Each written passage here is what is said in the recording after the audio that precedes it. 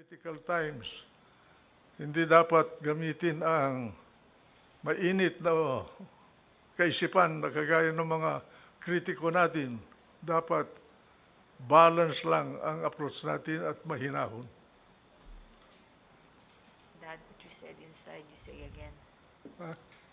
Lahat ng sinabi mo kanina, sabihin mo. Ngayon. Sir, if you can kindly relate to us now what this is the problem of the West Philippine Sea. Alam no po ninyo, nung ako'y nasa Senado, Senate President ako noon, inimbita ako ni President Aquino isang hapon doon sa palasyo, doon sa cabinet room.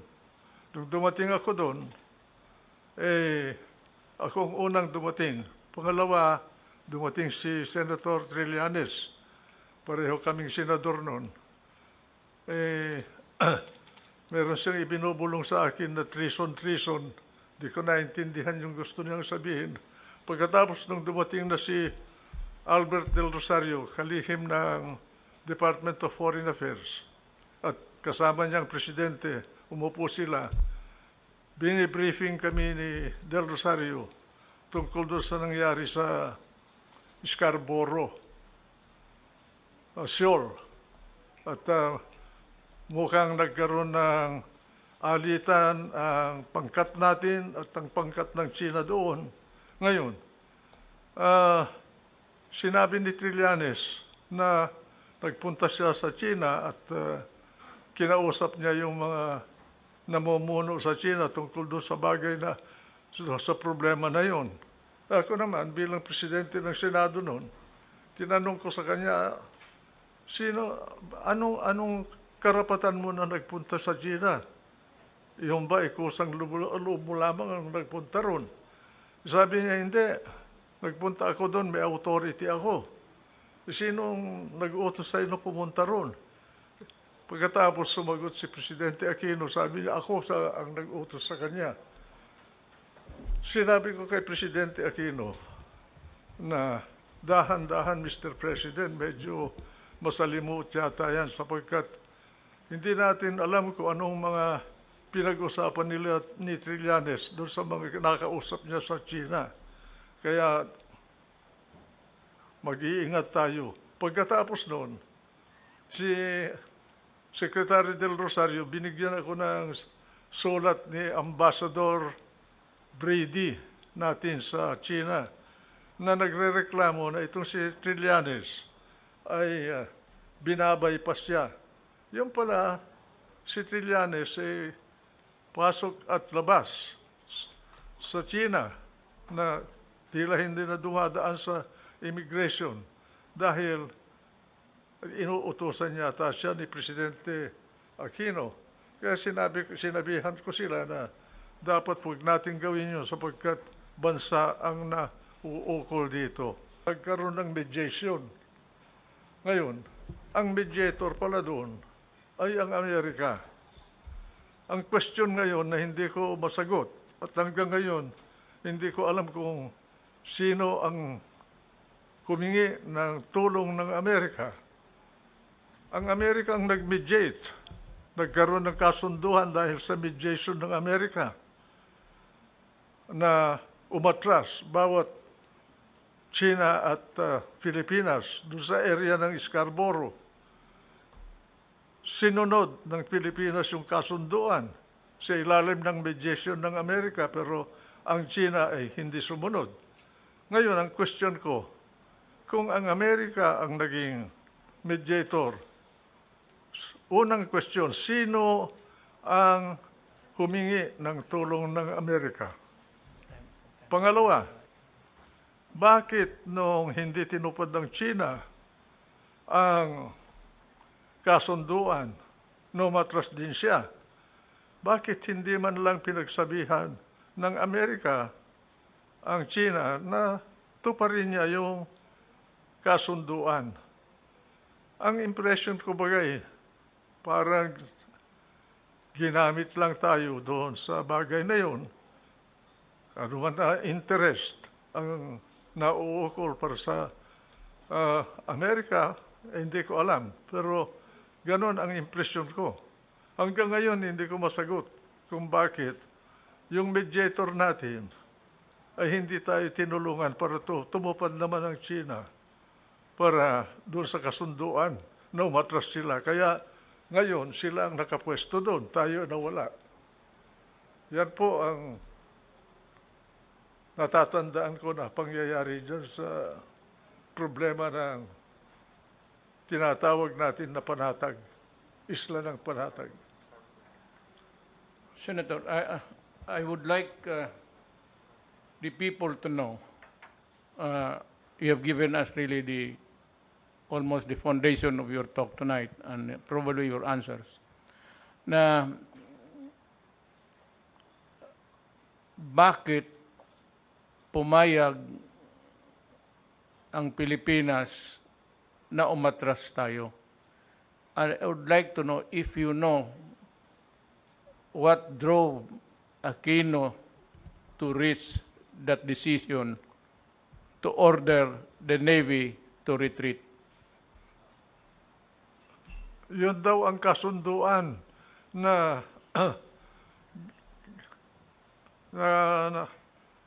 natamo ng dalawang panig sa ilalim ng mediation ng Amerika, Mr. President. Kaya dapat siguro si Albert Del Rosario malaman sa kanya kung sino ba ang bilang Secretary of Foreign Affairs noon, sino bang humingi ng tulong ng Amerika? Si Ambassador Quisha ba, na siya ang ambassador ng Pilipinas sa Washington noon, o ang mismong palasyo, si Presidente Aquino? Hindi natin alam eh. Ngayon, dahil doon sa pangyayaring yun nagkakuan tayo na nalugi tayo. Dahil umatras tayo, ay China hindi nila mapaalis doon sa lugar na yun. This is really the dilemma of the nation. For me, sir, the beginning of this problem was when we retreated. And since then, yung mga paperwork about the arbitral award has become meaningless. And the opposite camp of the political side ay nasabi that I should do my very best in asking the UN. Mr. President, sa aking paningin, hindi naman nasasayang yung decision ng arbitration dyan sa bagay na yan. Sapagkat nandyan na yun na palagay ko nakarehistro yung decision na yun sa record ng UN. Alam nila yun. Ang karapatan natin nanggaling din sa UN Convention of the Law of the Sea. At yun gawa ng United Nations. Kaya ano pang kailangan resolution ng UN para malunasan yung sigalot na yan para sa atin? Palagay ko, kahit na may resolution ang UN, hindi naman maipapatupad ng UN yung resolution nila. Wala silang police force Wala namang world government na kagaya ng istruktura natin sa ating bansa. Meron tayong hukuman, meron tayong police, na kung merong kailangan na usapin tungkol sa hustisya, mapupunta ka sa hukom. Hindi ganyan sa level ng mga bansa. Sa level ng mga bansa, ang nananatili dyan kung ano ang kakayahan mo kontra sa kabila. Yun lang. It is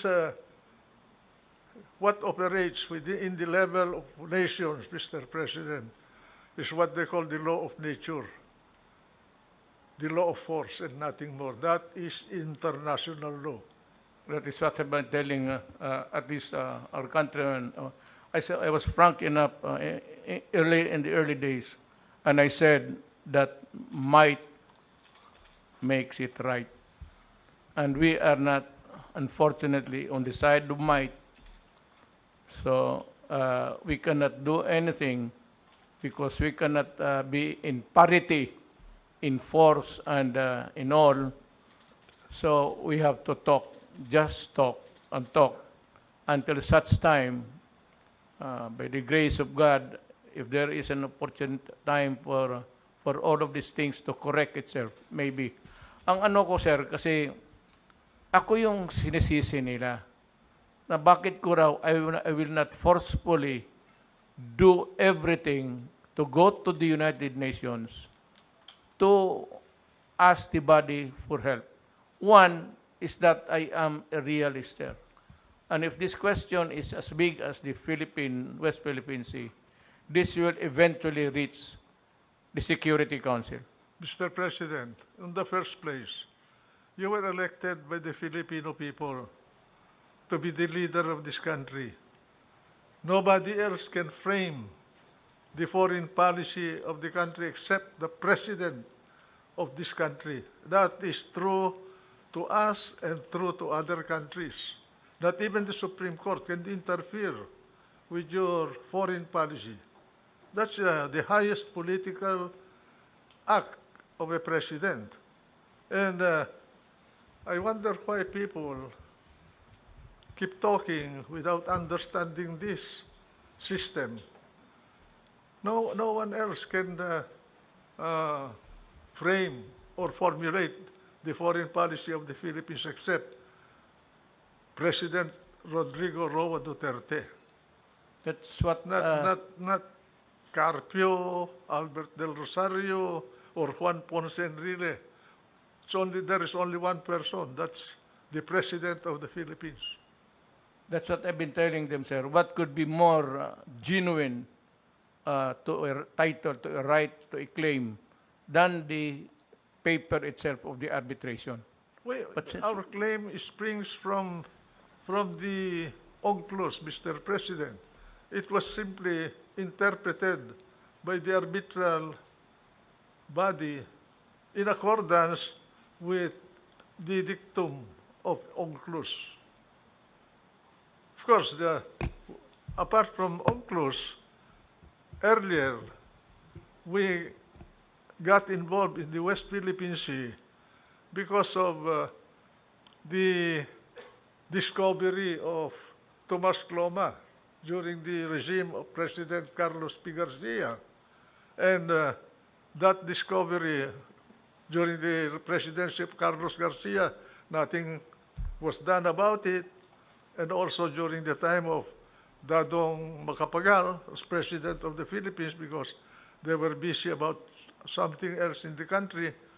And during the time of President Marcos, Cloma ceded his rights over Freedom Land, that was the name given to that area by Cloma, to the Republic of the Philippines. That was the first source of our claim to the area.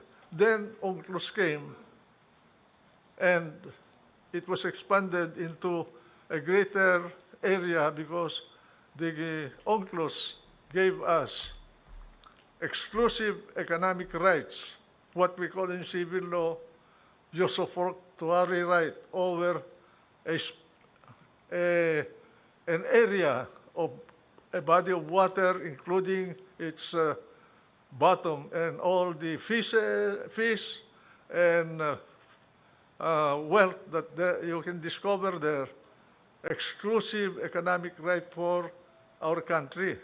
But that is on the assumption that we can protect it.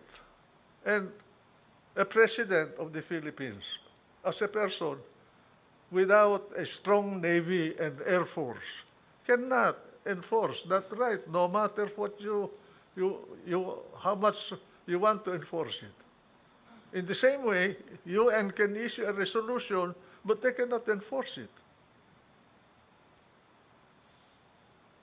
Yes, sir. That's right. And I said I was quite a bit askance about their insistence to go back to the United Council. even if it will result into maybe not a shooting war, but a critical issue of security for the world and for everybody, eventually it would reach the Security Council. The Security Council has 5 permanent members.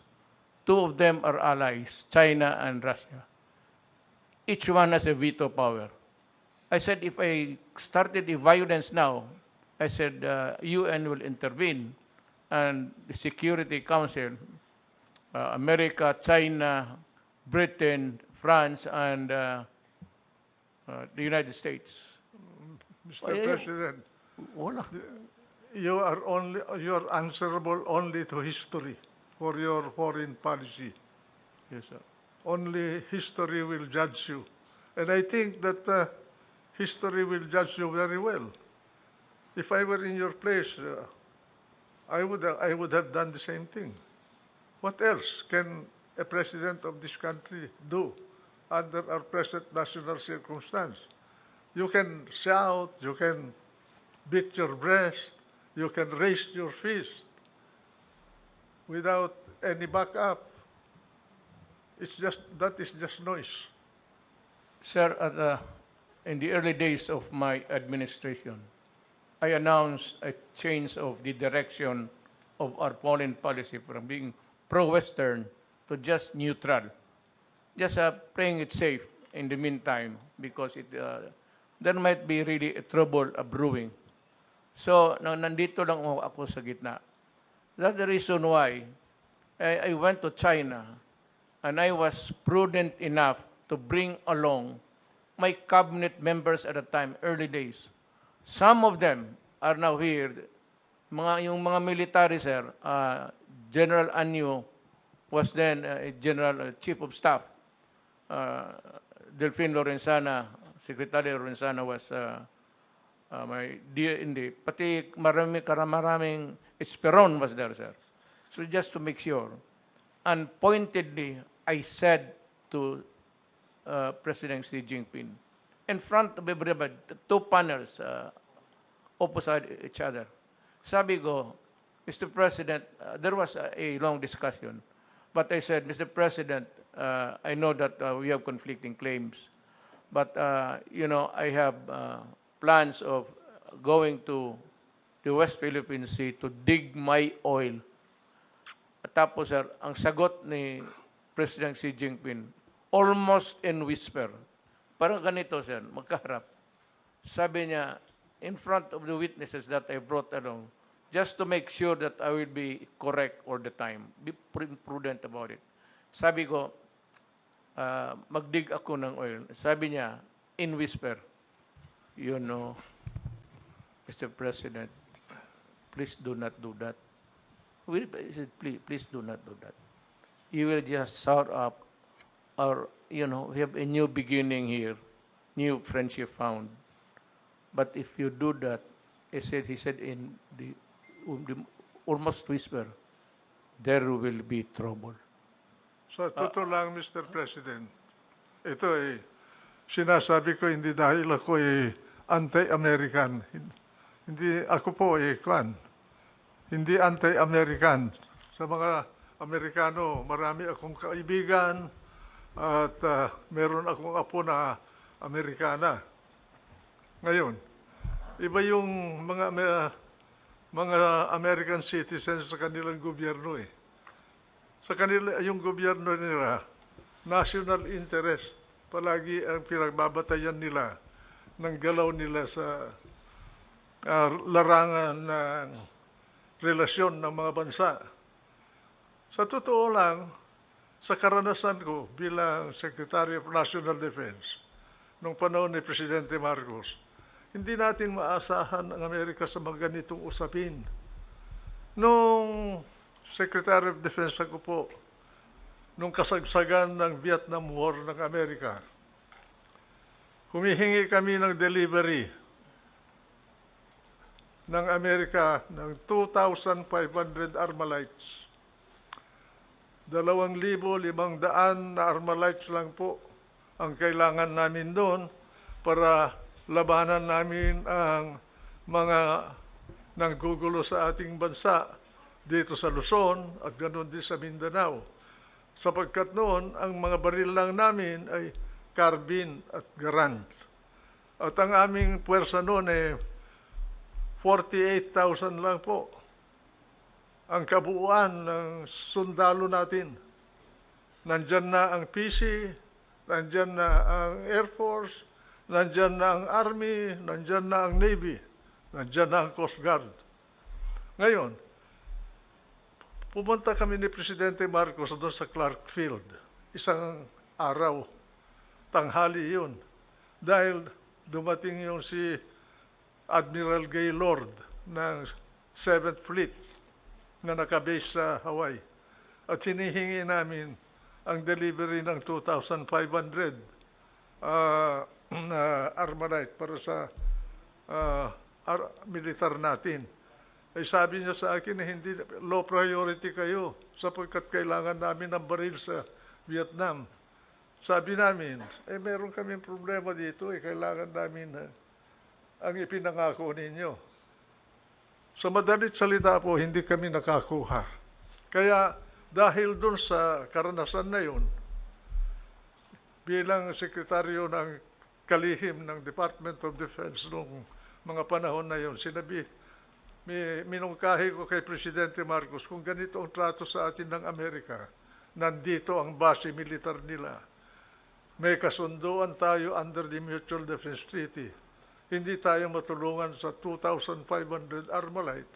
Mabuti pa, bumili na rin tayo ng baril natin, pagbayarin natin sila ng renta sa base militar nila at yung renta nila ang pamili natin. Wala tayong aasa na ibibigay nila sa atin.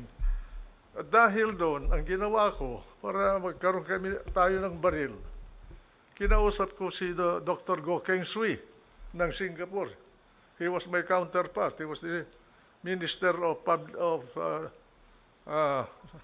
Defense Minister of Singapore. Meron silang Colt factory doon. Noong araw, humingi ako ng baril sa kanya. Nakakuha kami ng mga old model ng Colt. Wala pa yung kagaya ng mga Armalite ngayon. Noon merong binobomba para kung nag-stoppage yung mga baril. We were able to get 10,000 pieces of long arms from Singapore. And I got the ammunition from Taiwan. Kaibigan ko si General Wego, kapatid ni Chiang Ching-ko. He was the head of the arsenal of Taiwan, and I was able to get the bullets from him. Kaya ang kapalit naman noon na ibinigay namin sa Singapore na pabor, nag-istasyon sila ng isang squadron ng kanilang Air Force dito sa Clark natin at for training purposes. Kaya naagapan namin ang seguridad ng bansa dito sa Luzon at sa Mindanao noong mga panahon na yun. Kaya kung aasa tayo sa tulong ng Amerika, lalo na ngayon, magulo sila sa Amerika at marami silang problema. Nandiyan ang problema sa Gaza at Israel at Palestine ngayon. At ganoon din, umaalma ang Russia. Palagay ko, kahit napupunta tayo sa UN, mag-i-issue ng resolusyon ang UN, aasahan ng UN na magpapairal nun Amerika din o yung may mga kakayahan. At palagay ko, sa panahon na ito, walang bansa na pwedeng makaya ang China. Kaya tama yung posture ninyo na kausapin ang China dito sa bagay na ito. Huwag gagamitin ng emosyon at init ng ulo. Yes, sir. I would like to explain to the nation that sometimes I must admit that I am harsh with my words. That is my nature and I cannot change it at this time. Gusto nilang ipasa sa akin yung to attribute to me, against me, yung pagkakamali nila. Siguro kailangan malaman natin kung saan ba nanggaling yung koneksyon ni Trillanes sa Beijing. Paano siya nagkaroon ng koneksyon doon? Mismo ako, naging guest ako ng Beijing. Wala akong koneksyon na kagaya ni Trillanes. Paano siya nagkaroon ng koneksyon na gano'n na pwede niyang lapitan ang mga pinuno ng China nung panahon na yun? Pati Presidente Aquino, palagay ko, wala siyang ganong koneksyon. Bakit si Trillanes ay nagkaroon ng koneksyon na gano'n? Yun ang isang misteryo na hanggang ngayon dapat malaman kung anong kasagutan. I do not demean or belittle our armed forces. Ang akin lang, sir, it is really a wonder to me why, of course, it's only President Aquino who can answer it, why he chose a military man to do the back channeling. And the problem is it was so secretive, almost a sub rosa type of negotiation that was kept secret. Now, you can name the people, we can insist on knowing the people, pero yung tataguan mo, sir, yung anong developments doon. And this is really my $64 question to everybody. The mystery, Mr. President, to me was why Trillanes and not someone else? From the Why? Foreign Service. Why Trillanes? Of the senators who were incumbent at the time, why was Trillanes selected as the negotiator for Aquino? And where did Trillanes get the influence over some authorities in Beijing in those days? Yes, sir. I understand That is the puzzle to me. he traveled to China 16 times, and during his last visit, the 16th visit, shortly, sir, but 2 days after, we lost the Scarborough Shoal. Maybe he should explain to the nation how he got that kind of an influence to be able to reach out to the higher-ups in China. Not just anybody can talk to any member of the Politburo of China. He must have been a very influential person in China to be able to do his work as he did. And how did he acquire that influence? That is a mystery to me, Mr. President. So with me, sir, I would say, so dapat one of these days, maybe the Filipino people should demand the truth. They should If ask. they cannot get it from the mouth of Trillanes, because maybe it would be a self-preservation thing, then at least some people in the foreign ministry, especially our ambassador at the time, Ambassador Brady, can explain, because as I understand from you earlier, he was not allowed by Trillanes to take notes. Alam mo kasi, sir, ganito yan para sa mamalaman ng mga taong Pilipino. Kagaya ngayon, nandito kami. Sa likod natin, yun yung mga yung ambassadors, pati mga stenographers kumukuha ng record. So maybe I learned from you earlier na Trillanes did not allow him to take notes. Ang problema ko dyan, Mr. President, bakit si Trillanes? Pangalawa, bakit binaypas niya yung embahada natin sa Beijing? At sa impresyon ko, pati si Del Rosario, nakalihim ng Foreign Affairs noon, ay binaypas din niya. Walang kamuang-muang si Del Rosario doon sa meeting na yun na tungkol doon sa pinag-usapan sa Beijing. Ngayon, at nasan na yung sulat naman ni Brady, dahil binigyan ako ni Del Rosario ng kopya, nawala marami kasi akong record, wala na akong panahon na tumingin doon sa aking lumkat doon sa aking mga records.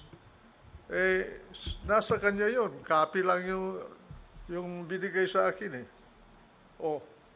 Bakit wala sa Department of Foreign Affairs yung kasulatan na yun? Dapat nandun yun.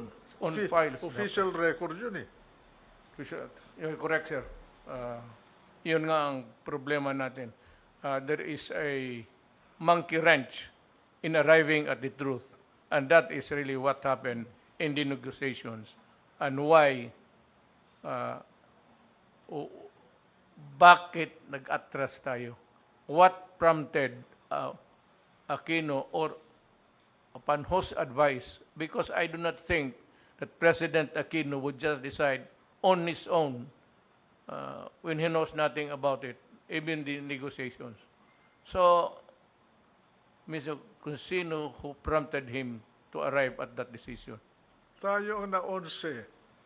Pero yung na mag-itan between the Philippines and China, hindi naman yun naman lang sinabihan yung China na, oy, tuparin mo naman yung kasunduan sapagkat yung Pilipinas sumunod eh.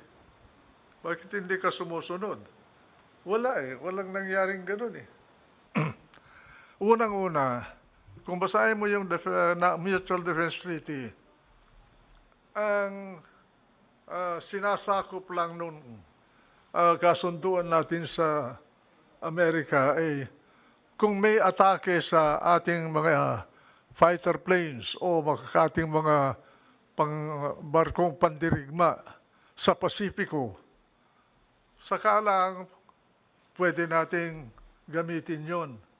Pero ang sinabi ng Amerika sa amin nung pinag-uusapan namin yung amendment ng Military Bases Agreement, revision ng Military Bases Agreement, si Kissinger mismo ang kinausap ko, at saka si Rumsfeld, who was my counterpart.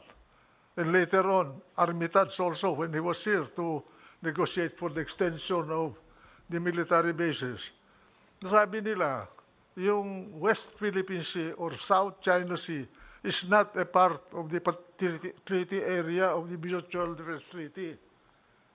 Kung may mangyari sa West Philippine Sea between China and the Philippines, hindi natin magagamit yung Mutual Defense Treaty. Although, pagkausap mo ang mga opisyalis ng Amerika, sasabihin na, we will help you, we will protect you, we will come to your rescue. But when the nitty-gritty is there, hindi natin maasahan yan. Kaya, dapat, kausapin natin ng Amerika kung gusto nilang baguhin yung Mutual Defense Treaty. So, para kagaya ng NATO, automatic action ang gagawin nila kung talaga na pagkaroon tayo ng problema sa mga ibang bansa dito sa ating kapaligiran. Palagay ko, hindi sila papayag niyan.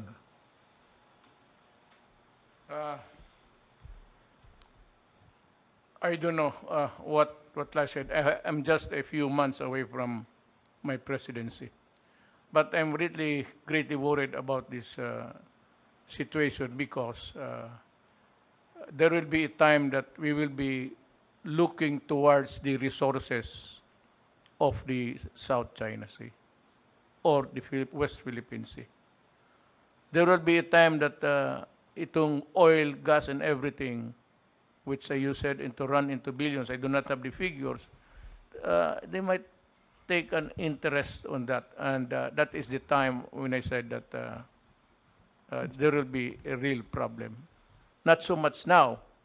I might maybe keep silent about it. Alam mo, Mr. President, ang pinag-uusapan natin talaga dyan, at ang bottom line nito ay kayamanan.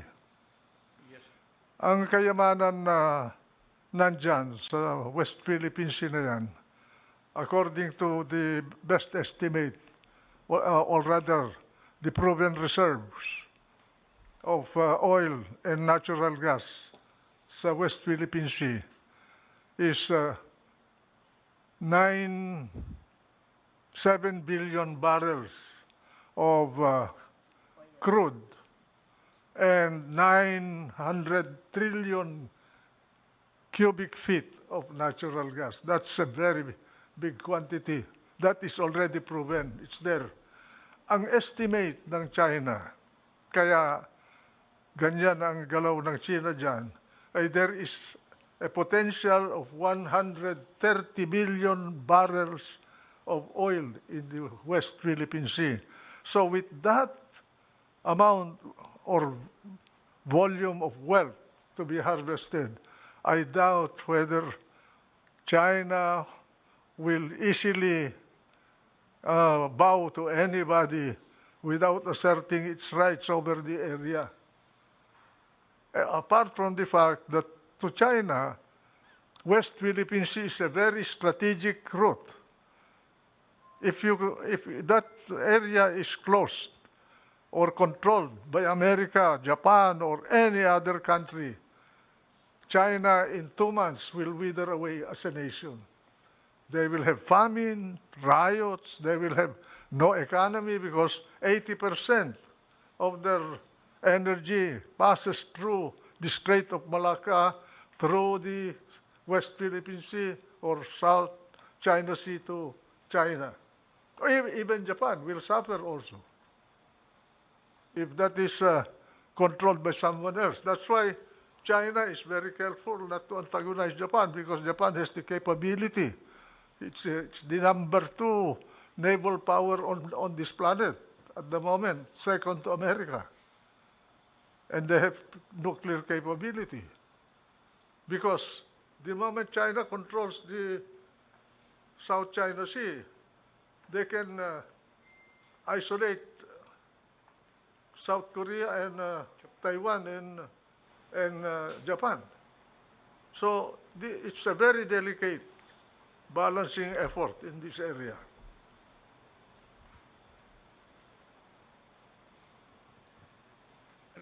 Alam mo, sir, I really see the problem, a serious problem in our hands.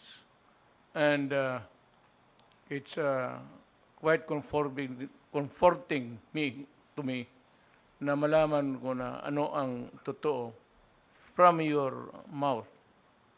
Because sabi ko, to me, you're the most authoritative Senate President ka noon.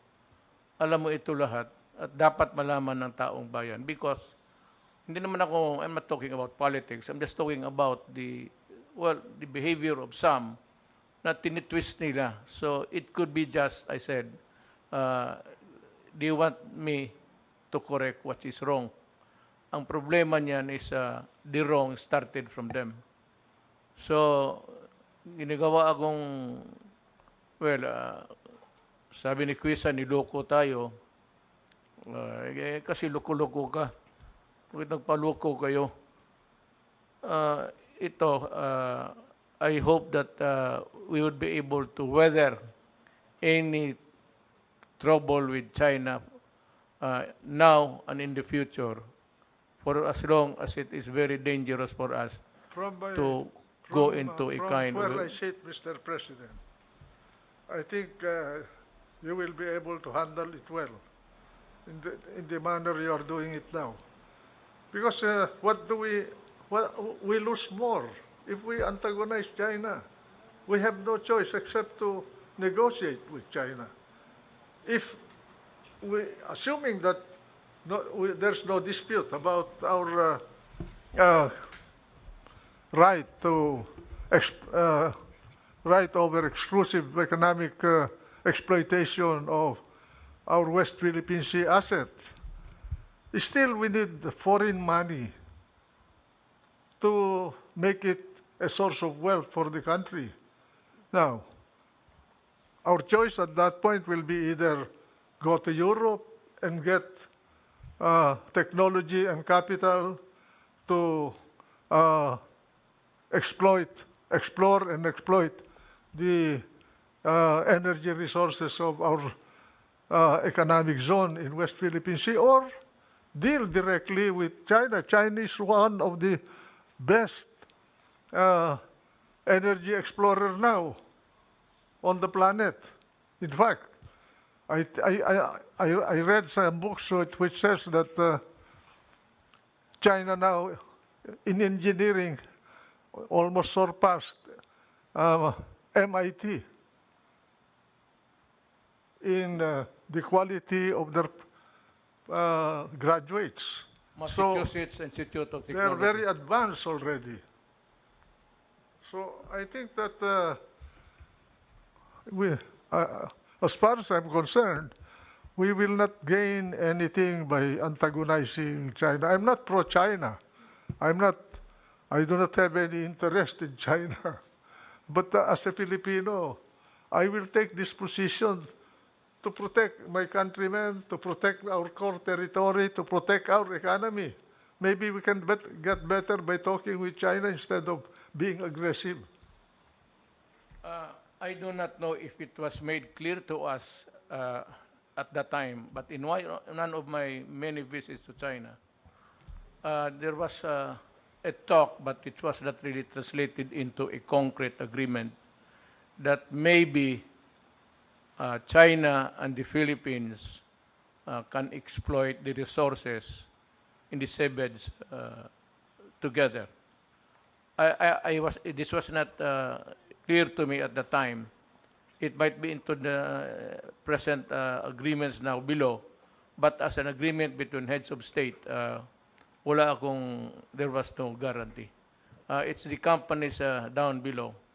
But when it comes to a matter of the interest of a country, you can always disregard everything down, and you have to protect yours first. Mr. President, China is involved in energy development and production in Africa, in many parts of Africa. I think they're in that former colony of Portugal there. Ghana? Ghana? No. That's in the western side of Africa. And then they're also in Nigeria. They have plenty of interest in Africa. Why can't we not deal with them, with China? We are in this region. Realistically, we cannot ignore China. We have to deal with China. Instead of making China as a foe or irritate China, why don't we befriend China without surrendering our rights? We befriend China because we are Orientals. We understand each other. Eh, yung malampayo lang, hindi natin alam kung totoo yung mga ginagawa na kasosyo natin dun eh. Eh, that's yun. Well, maybe I will just ignore my critics. That's the best thing, Mr. President. So to Pabayaan mo na lang sila na derail me from my official duties, and I will just say that after talking to Senator Enrile, you guys have become irrelevant to me. After all, Mr. President, you're only responsible to the Filipino people. Correct, sir. Yes, sir. And you're not responsible to any specific person for your foreign policy. Yes, sir. Yours is to protect the interest of the nation and its people in the best way you can. Sir, it's noteworthy to say that alam mo, they used to drive fishermen away, fisher folks along the coastal ranges of the Philippines. Nung nagtapos kami, sir, na nag-usap, in mga visits ko sa China, they allowed fishing. So they were allowed to enter except in some prohibited areas, especially the lagoon there, in the middle of the sea. Hinahayaan na lang muna na inana nila tayo. They never did anything that was provocative or anything punitive against our fisherfolk, our fishermen. I don't know now because maybe the line is becoming clear that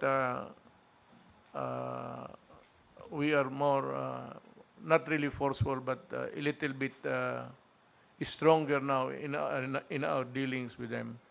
But I would like to assure, I said to China, I assure you guys that nothing of a sort of a placing their arms against you. Even if we put our entire Navy ships there, we will not start a war because we cannot afford it. I was just being frank to everybody. And China understood us. And that is why there's no, I said when the pandemic started, I knew right away the problem. The problem is we do not have it. We do not manufacture it. So I called President Xi. Sabi ko sa kanya na Mr. President, we do not have the resources. We have not reached that sophisticated level of technology to do a mass manufacture of vaccines right away and even to find one. Sabi ko, wag mo lang kaming kalimutan. And he said, yes, of course, we are friends. So he said, I'll send you. So the first vaccines that arrived in the Philippines were donated by China. And now these idiots in the other side, para bang sinasabi, lumunod, I kneel down before China because of I asked help from China. So I said, look. Sa totoo lang, Mr. President, kagaya nung sinabi ko na pag kung titingnan ninyo, ang China, ang kino-question lang niya sa atin, yung claim natin doon sa West Philippine Sea. They do not question yung core territory natin na binakuran na natin under the UNCLOS. Rine-recognize nila yan. Pati yung Benham Rice, hindi nila pinagkikialaman yun. Sapagkat sa kanilang paningin, against everybody on this planet, they discovered all of these islands themselves ahead of time, just like the Europeans discovering Asia and Western Hemisphere in the past. Yun ang kanilang position. Kaya, we leave the problem there and then talk to them friendly in order that we can get a better deal with China. We have to deal with China. We cannot afford to antagonize China. That's my position, sir, ever since. So, ganito na lang. Ito yung paghingi ko rin ng bakuna, inisyo, sabi ko, no, it's not wrong to express gratitude. Binigyan tayo ng wala eh. Yung panahon na kailangan natin, binigyan tayo. Ano ba naman, tapos makipagira ka pa sa panahon ito, wala ka nga ng bakuna eh, bakuna lang. Tumutulong naman sila sa atin. Yeah, that's good. So, they are picturing me to be a traitor. Ano daw ako yung, I am a traitor to my country, and that's treason. Sabi, gusto ko magsalita dito ng ano, pero Noong panahon ni Trump po ba, meron kayong nakuha na tulong? Noong panahon ni Trump. Wala tayong makukuha dyan. Kami nga eh. 20 years po ako sa gobyerno ni Presidente Marcos. Panay second hand ang binibigay sa atin yung mga bulok nila mga barko. Yung Sikorsky natin, hindi nila binigay yun. Binili natin yun. Pera ng Pilipino yun. Hindi nang galing sa bulsa ng Amerika. Let me let you in sa pangyayari, sir, sa presidency ko vis-a-vis with America. One is early on, we need something like so many Armalites, thousands, 23,000 I think for the PNP. Alam mo, hinold yan ng Congress because they said that human rights violator daw ako and it will be used against my citizens. Matagal na lang, hindi lang ikaw po ang ginandyan nila. Si Presidente Marcos nga eh. Tsaka yung helicopters ko, nag-order ako, tapos gusto kong i-cancela, but they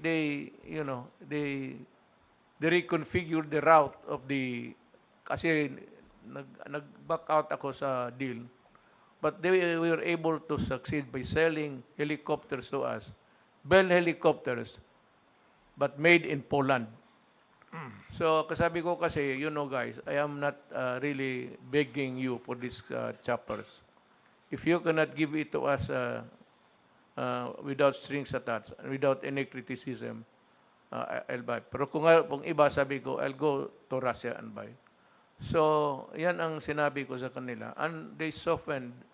At eventually, pinadala nila yung... yan ang problema sa... one thing, the problem with America is human rights kaagad. The lobby is so strong that, the State Department, the lobby, the State Department is inhabited by a cross-section of different race. So there's a conundrum of, the discussions there. One high, maybe high-level official who comes from a Filipino stock would lobby for his country, and then the other one. So, hindi talaga natin maintindihan itong State Department. That's why I said, I would like to stay away from you. Nung panahon namin po, nung panahon ni Presidente Marcos, I requested for a squadron of F-16s. Ayaw nila po magbigay. Basta sabi nila, tama na yung mga F-5s ninyo. Pati helicopters, yung mga luma na helicopter nila ang binibigay sa atin. Nagbabagsakan, sir. Nagpunta ako sa Connecticut, doon sa pabrika ng Sikorsky. At bumili kami ng Sikorsky, pera ng Pilipinas. Hindi galing sa Amerika yun. Kaya pinagbayad natin.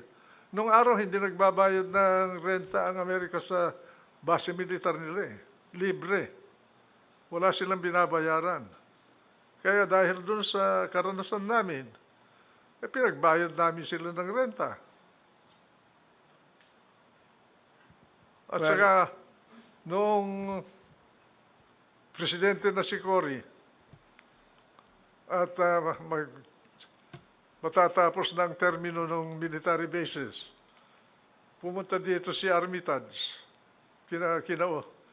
Trinabaho niya yung extension. Kinausap ako ni Armitage kung pwede na tulungan ko sila. Sabi ko, hindi pwede, Richard. Ako, ang kaisa-isang opposition senator ni Cory. 23 ang senador niya. Bakit hindi niya maipasa yung extension? I have to take an opposition position. I will vote against the extension. Nung primero kami lang dalawa ni Bobby Tanyada against extension. Sumama sa amin sila Joey Salonga, sila Maceda, sila Sotero Laurel, dami. Kaya naging 11 senators of Cory plus me made 12 to terminate the military bases agreement. That they have substituted it with another ruse system, itong visiting forces agreement. Now, under that agreement, it is entered into by Aquino again. It's up for renegotiation. And that power belongs to the president. I should have an idea, hearing from you, what I should do. Kaya ipaulit-ulit ako na iba yung gobyerno ng Amerika sa mga mamamayan ng Amerika. I-distinguish natin yun.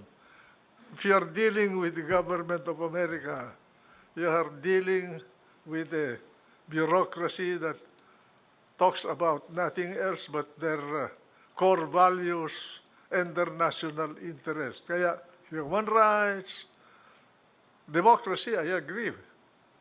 Freedom, all that. But sasabihin sa iyo, they are charitable to us.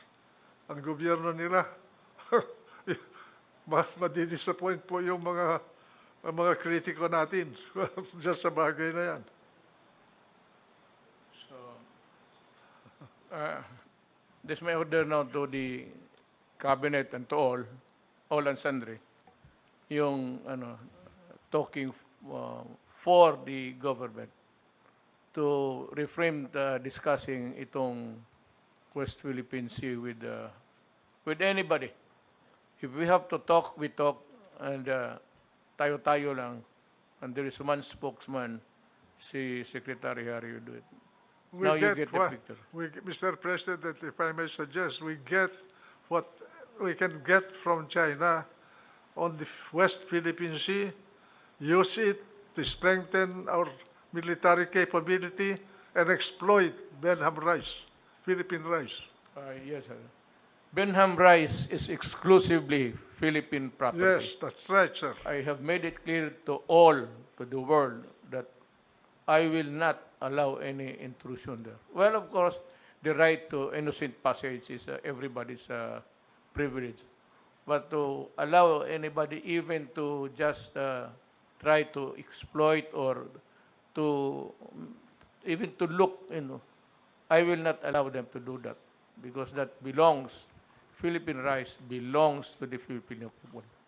All I can say, Mr. President, is we must do everything to avoid irritating China or giving China a reason to Be angry.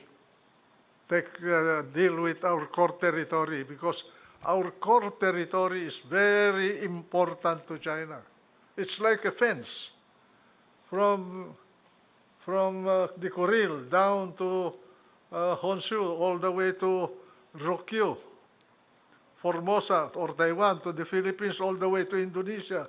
That's the first line of defense of America. And they cannot penetrate that.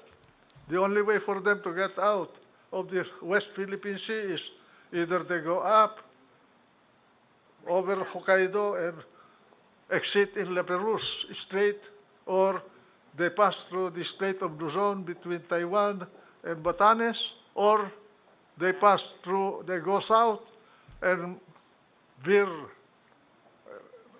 east behind Balabac and pass through the Sulu Sea to the Celebes Sea. That's why we must never give China a reason to attack our core territory. We have enjoyed the best That is the bottom line. we have the best of Nothing more, relations. nothing less. We have the best of relations now. We will not wait that. We will not waste that. Bakod tayo ng China from our northernmost island, Amianan, all the way to Sabah. Parang bakod yan sa kanila. Bigyan mo sila ng rason para invade you. Ano magagawa ng Amerika? They will not risk a nuclear war They will with not. China for us. The next war will be fought on nuclear peace. Wala na yung conventional, sir. Wala If it na. is war against big powers, it will be a nuclear war. And it will reduce this planet into a dry land. Vulnerable din ang Amerika. Yan nangyari na sa kanila, yung pipeline nila. That's already a signal that there is some vulnerability on them. Tayo rin, we are vulnerable. If we irritate a country like China, we cannot patrol all our islands from the north all the way to the Sulu Sea. We are a porous country. Yeah, very poor. Kung ang mga Hapon nga, they were not able to guard the coastlines of the country. That's why the Americans were able to supply us with firearms in March of 1945 already. when the war broke out in 1941, December of 1941.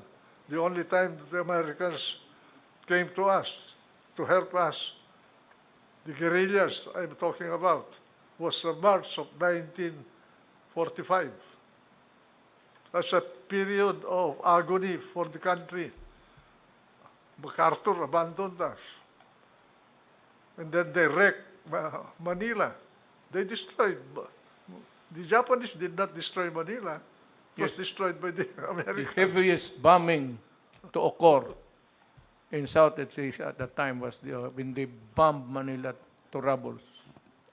So, I would like to just study very carefully with the advent or with the coming of the renegotiation of the visiting forces agreement.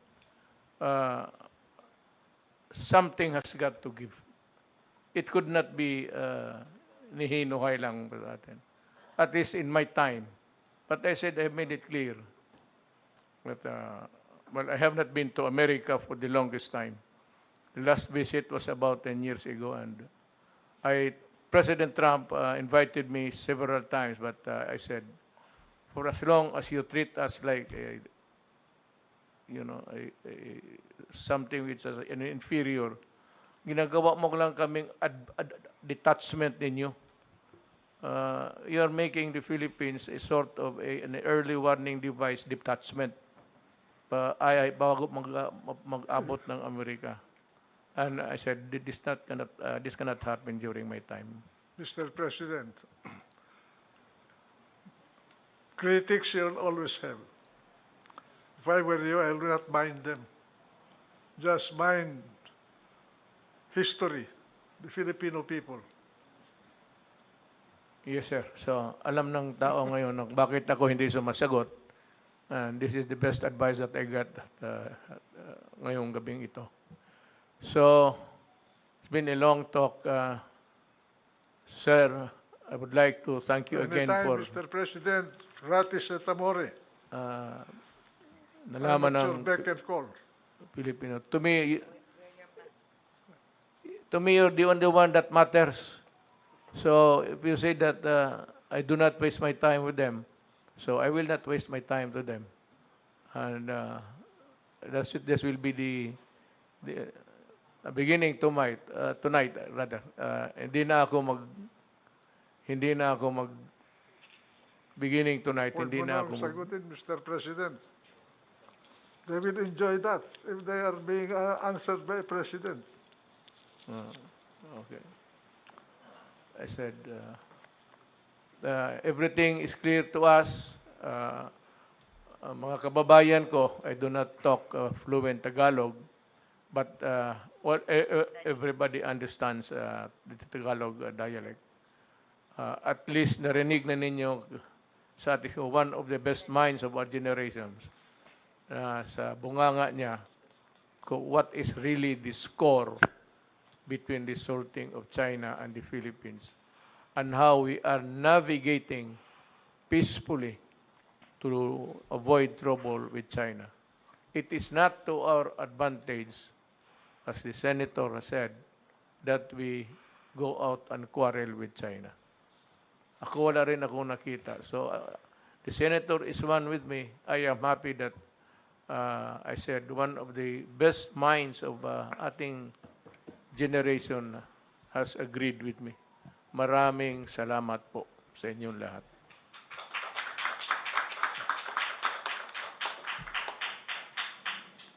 Usap kayo.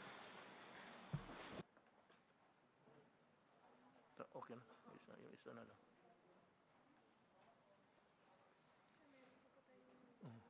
Ibang episode na yan.